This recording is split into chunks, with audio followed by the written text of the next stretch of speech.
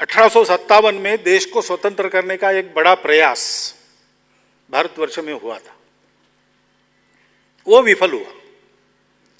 विफल होने के बाद अपने देश में और प्रमुख लोगों के मन में चिंतन शुरू हुआ कि हमारा देश, हमारी संख्या इतनी प्रचंड, हमारे पास भी सेना, राजा महाराजा सब है, और अंग्रेज लोग मुट्ठी भर है, बाहर से आए हैं, यहाँ के हवामान में भी उनके लिए सब प्रतिकूलता है, फिर भी वो जीते और हम हारे, ये कैसे हुआ। और ऐसा कुछ चिंतन मंथन करके समाज जागृति के जो प्रयास बाद में शुरू हुए, उसकी सामान्यतः 4 मोटी मोटी धाराएं दिखाई देती है।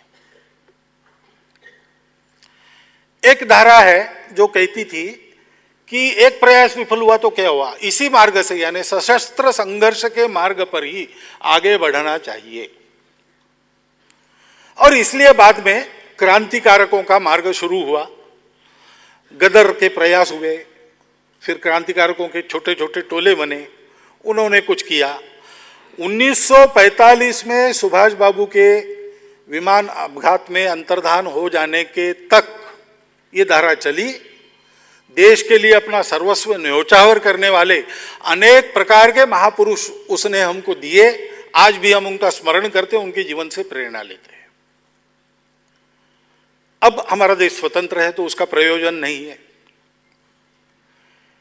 एक धारा ये निकली कि नहीं, अपने देश के लोगों में राजनीतिक समझदारी कम है, सत्ता किसकी है इसका क्या महत्व है लोग कम जानते हैं। अपने देश के लोगों की राजनीतिक जागृति करनी चाहिए, और इसलिए कांग्रेस के रूप में एक बड़ा आंदोलन सारे देश में खड़ा हुआ।